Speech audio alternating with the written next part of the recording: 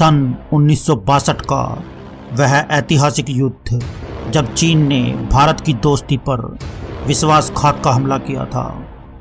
भारत को इस बात का बिल्कुल भी अंदाजा नहीं था कि चीन हमला भी कर सकता है और इस वजह से भारतीय सेना ने ठीक तरह से तैयारी भी नहीं की थी।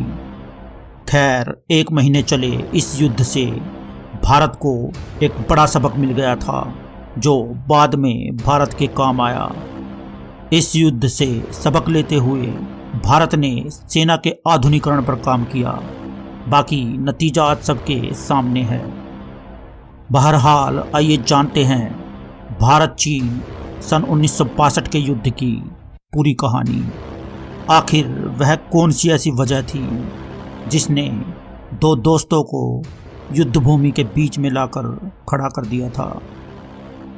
1947 में भारत को आज़ादी मिली थी, जिस समय चीन में एक गृह युद्ध छिड़ा हुआ था और चीन के उस गृह युद्ध में साम्यवादी दल की जीत हुई थी, जबकि दूसरी तरफ था राष्ट्रवादी दल, जिन्होंने गृह युद्ध में हारने के बाद ताइवान देश में जाकर ROC यानी रिपब्लिक ऑफ चाइना देश बनाया और दूसरी तरफ साम्यवादी दल ने 1 अक्टूबर 1949 को PRC यानी पीपल्स रिपब्लिक ऑफ चाइना की स्थापना की। आज़ादी के बाद से ही दोनों देशों में मित्रता वाले संबंध थे। उस दौर में भारत सरकार शुरू से ही चीन से दोस्ती बढ़ाने की पक्षधर थी और इस बात का अंदाजा इससे लगाया जा सकता है कि जब भारत ने जापान के साथ शांति समझौते के लिए एक सम्मेलन में सिर्फ इसलिए शिरकत नहीं की क्योंकि उसमें चीन को आमंत्रित नहीं किया गया था। शुरुआत में चीन के बहुत सारे विरोधी थे क्योंकि चीन एक साम्यवादी देश था, इसलिए सभी पश्चिमी देश उसके खिलाफ थे। जब चीन दुनिया में अलग थलग पड़ गया था, उस समय भी भारत चीन के साथ खड़ा था। अरुणाचल प्रदेश, जिसे उस समय नेफा यानी नॉर्थ ईस्ट फ्रंटियर एजेंसी कहा जाता था, चीन और भारत को अलग करने वाली रेखा मैकमोहन लाइन थी, जिसे तत्कालीन ब्रिटिश इंडिया, तिब्बत और चीन ने मिलकर तय किया था। इसका निर्धारण 1914 में शिमला समझौते के तहत किया गया था, लेकिन चीन की कम्युनिस्ट सरकार इसे जबरन तय की गई सीमा मानती थी, क्योंकि चीन की सरकार का मानना था कि ऐतिहासिक दौर से ही तिब्बत चीन का हिस्सा रहा है, इसलिए हम इसे अपने कब्जे में लेंगे, जिससे अरुणाचल प्रदेश को भी खतरा था क्योंकि चीन उसे तिब्बत का उत्तरी हिस्सा मानता था।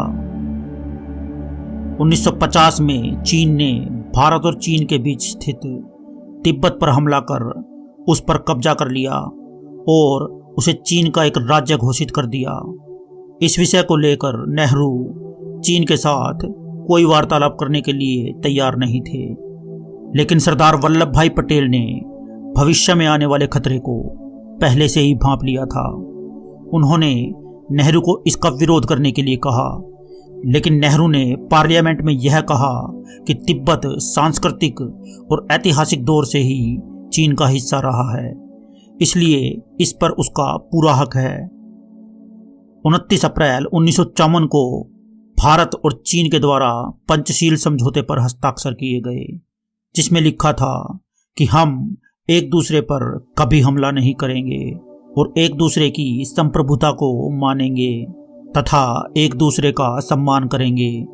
अतः इसी समझौते के तहत भारत ने ये मान लिया कि तिब्बत चीन का हिस्सा है और चीन के इस विस्तार के खिलाफ हम दुनिया में किसी को कुछ नहीं बोलेंगे।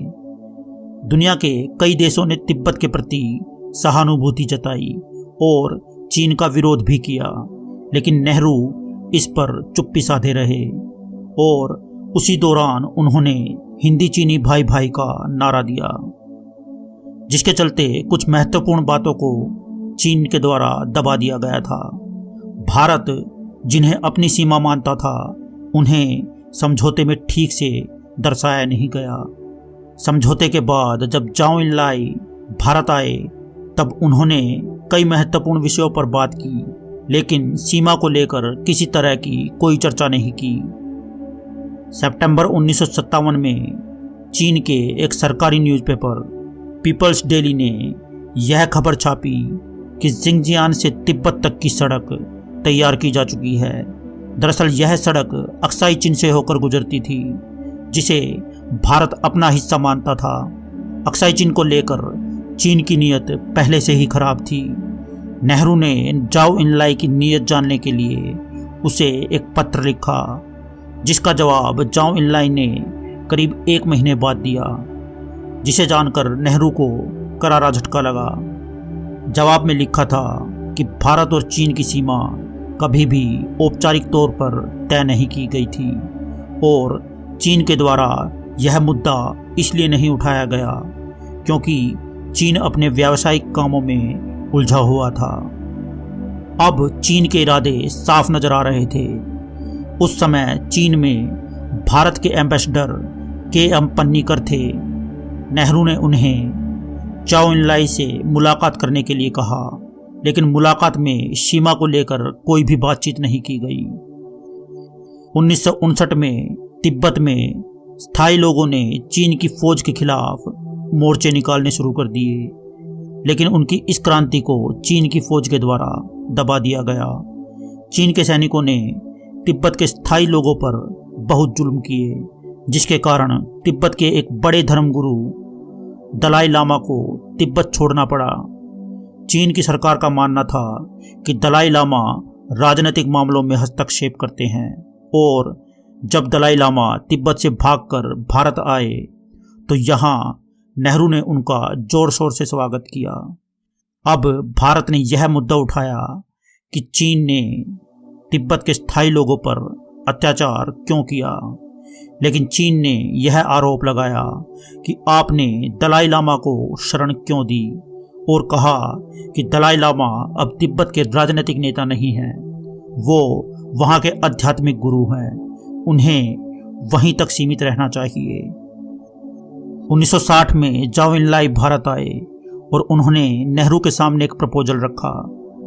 उन्होंने कहा कि नेफा पर आप अपना कब्जा रखिए और मैं अक्साई चीन पर अपना कब्जा रखता हूँ, लेकिन नेहरू ने इसे ठुकरा दिया। इसके बाद चीन और भारत के बीच तनाव बढ़ता चला गया। रोजाना पेट्रोलिंग के दौरान भारत के 4 से 5 जवान शहीद हो जाते थे, जिसके लिए इंटेलिजेंस ब्यूरो ने नेहरू को फॉरवर्ड पॉलिसी अपनाने की सलाह दी। इस पॉलिसी के तहत यह था कि भारत मैकमोहन लाइन और अक्साई चीन दोनों जगह के सीमावर्ती क्षेत्रों में अपनी चौकी बनाए। नेहरू ने ठीक वैसा ही किया। उन्होंने मैकमोहन लाइन के पास ज़्यादा चौकियां बनाने का आदेश दिया, क्योंकि उस क्षेत्र में चीनी ज़्यादा पेट्रोलिंग किया करते थे। अब माओ जेडोंग को यह बात खटक गई। उसने यह दावा किया कि या तो भारत तिब्बत को आज़ाद करवाना चाहता है या खुद तिब्बत पर कब्जा करना चाहता है, क्योंकि इससे पहले मैकमोहन लाइन पर असम राइफल्स का चार्ज हुआ करता था और अचानक से भारत ने यहाँ अपनी फौजें बढ़ा दी हैं। अब क्या था, चीन को युद्ध का एक बड़ा बहाना मिल गया था। माओ जेडोंग ने 20 अक्टूबर 1962 को युद्ध का ऐलान कर दिया। चीन ने पहले 4 दिन के अंदर नेफा पर यानी त्वांग, बोमडीला और तेजपुर पर अपना कब्जा जमा लिया, जिससे साफ पता चलता था कि चीन पहले से ही युद्ध के लिए तैयार बैठा था। 2 हफ्ते बाद जाओ इनलाई ने नेहरू को फिर से एक प्रपोजल भेजा कि अगर भारत जहां है वहां से 20 किलोमीटर पीछे चला जाए और चीन जहां है वहां से 20 किलोमीटर पीछे चला जाए तो चीन इस युद्ध को यहीं रोक देगा। चीन ने ऐसा इसलिए कहा क्योंकि वह मैकमोहन लाइन के 60 किलोमीटर पहले ही अंदर आ चुका था, लेकिन नेहरू ने इन शर्तों को मानने से साफ इनकार कर दिया। फलस्वरूप 14 नवंबर 1962 को चीन ने फिर युद्ध शुरू कर दिया। वैसे तो सभी भारतीय सैनिक अपनी अपनी चौकियों पर अपने अपने स्तर पर जी जान से लड़ रहे थे, लेकिन इस युद्ध की सबसे महत्वपूर्ण लड़ाई लद्दाख में रेजांग ला की बताई जाती है, जहां सिर्फ 123 वीर सिपाहियों ने चीन के 1000 सैनिकों को मार गिराया था। ये 123 वीर जवान 13th कुमाऊं रेजिमेंट के थे, जिसका नेतृत्व मेजर शैतान सिंह कर रहे थे। यह लड़ाई 17,000 फुट की ऊंचाई पर लड़ी गई थी। 123 वीर सिपाहियों में से 114 सिपाही शहीद हो गए थे। मेजर शैतान सिंह का मृत शरीर 1 साल बाद बर्फ में दबा मिला था, जहां वे लड़ते हुए शहीद हो गए थे। मेजर शैतान सिंह को परमवीर चक्र से भी नवाजा गया था। सरकारी आंकड़ों के मुताबिक युद्ध में लगभग 3,000 सिपाही शहीद हुए थे और 4,000 सिपाहियों को युद्धबंदी बना लिया गया था। 1962 के युद्ध की सबसे खास बात यह थी कि इस युद्ध में चीन और भारत दोनों ही देशों की तरफ से एयरफोर्स का इस्तेमाल नहीं किया गया था।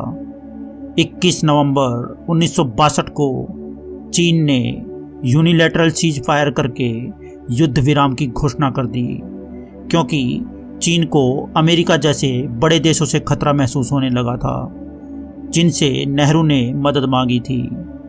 यह युद्ध भारत इसलिए हार गया था क्योंकि भारत के पास चीन के मुकाबले नए हथियार नहीं थे और सेना के पास जल्दी से जल्दी युद्ध से संबंधित साधनों की आपूर्ति के लिए उचित संसाधन नहीं थे। युद्ध विराम के बाद चीन की सेना मैकमोहन लाइन से 20 किलोमीटर पीछे चली गई और भारत की सेना भी मैकमोहन लाइन से 20 किलोमीटर पीछे हट गई। मैकमोहन लाइन से यह अंतराल आज भी भारत और चीन के बीच कायम है। भारत युद्ध क्यों हारा, इसके कारण जानने के लिए सरकार ने lieutenant general Henderson Brooks and lieutenant general Bhagat को एक रिपोर्ट तैयार करने का आदेश दिया। रिपोर्ट तैयार की गई, लेकिन उसे कभी भी जनता के सामने प्रस्तुत नहीं किया गया।